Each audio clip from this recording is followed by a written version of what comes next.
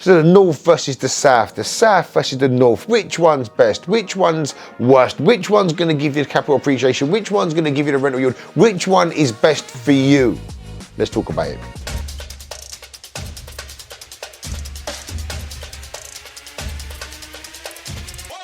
Right, so the infamous debate, right? The north versus the south. I must have spoken about this 100 times now. And to be fair, do you know what? And this is what I say about time goes so quick. It's kind of getting to the point now where it's old news. The north notoriously has not been a popular place to invest. It's always been, from what I've known, and maybe it's because I'm down south, predominantly the south that people want to invest in, right? But over the past, I don't know, is it 5 years? Could it even be as close to 10 years now? The north has become more and more popular.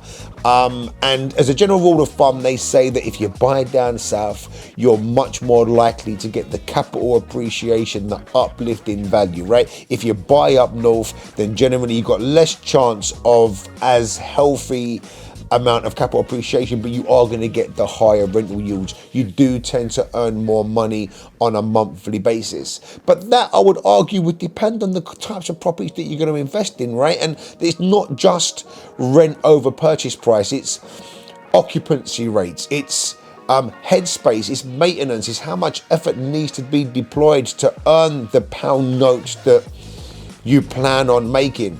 So when we talk about north versus south, what I do say is that if you're up north, it probably makes a great deal of sense for you to invest up north. If you're down south, I would say it makes more sense for you to invest down south. You want to be as close to home as possible, right? The traveling, the distance, the inconvenience of remote investing.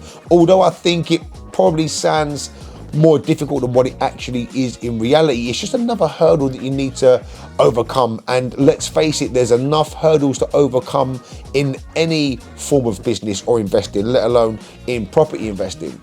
So what's another factor to consider when deciding on where to invest, regardless of where you are based or where you live or what area you understand the most, right? It's going to be it's going to be your deposit amount. It's going to be the kitty. It's going to be the bundle of cash that you've got to invest, the amount of money that needs to be deployed against your deposit amount, your expenses, your refurb cost, your stamp duty, any amount of money that you have that is going to be your down payment, the amount of money that you're going to leverage to purchase is obviously going to determine your purchase price.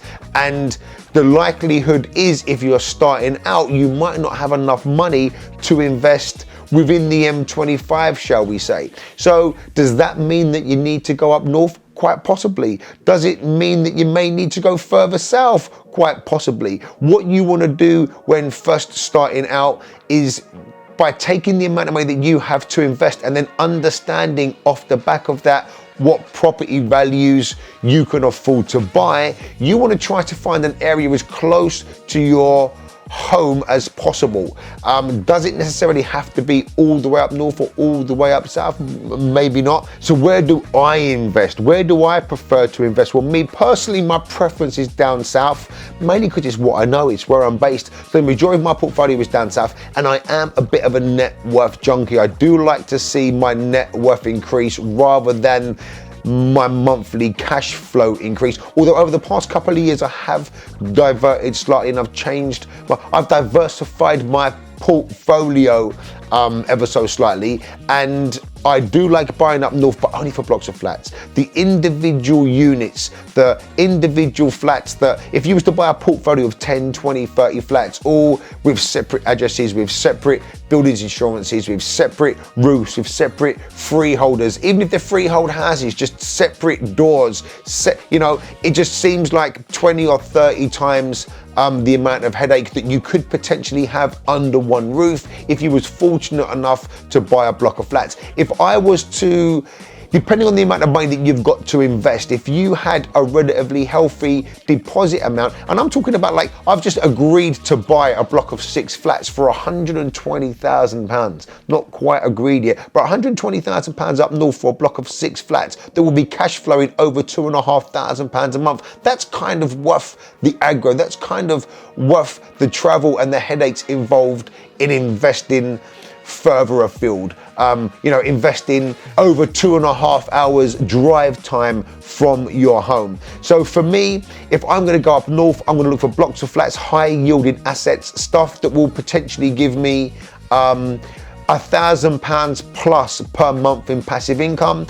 And if I'm looking for capital appreciation, and what I like to say is 5% per year increase on value year in and year out. That might have peaks and troughs, but over a 10-year period, I'd like to think that on average, it's definitely increased by at least 5% a year, then I'd be buying down south. So as a general overview, down south for capital appreciation, up north for rental yields.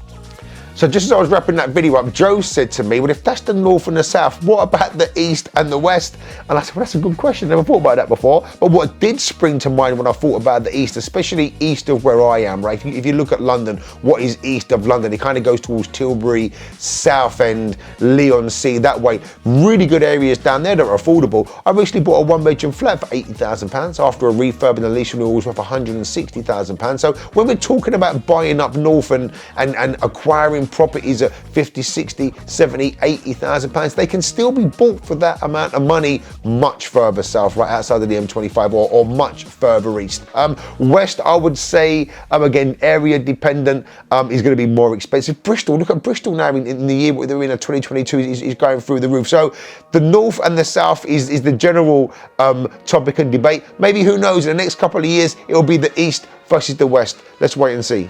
The bottom line is, guys, there's no right and wrong, north or south, it doesn't really matter. It's getting on the property ladder, it's taking the action, it's making the moves, it's finding how much money have you got to invest in property, how far will that money get you, what area within your business plan. Having the plan is the most important thing, right, and I can help you with that, but having the business plan and finding a property type, property value that fits in with what it is that you're trying to achieve, that's all that matters. And where that property is, whether it's north, south, east or west, just go out there and make it happen. My name's Damien Murray. If you want to invest with me, send me a DM. If you have a deal for me to buy, definitely send me a DM. And if you want to learn more about property investing, then send me a DM. In the meantime, like this video, subscribe to whatever platform this is showing on, and I'll see you soon.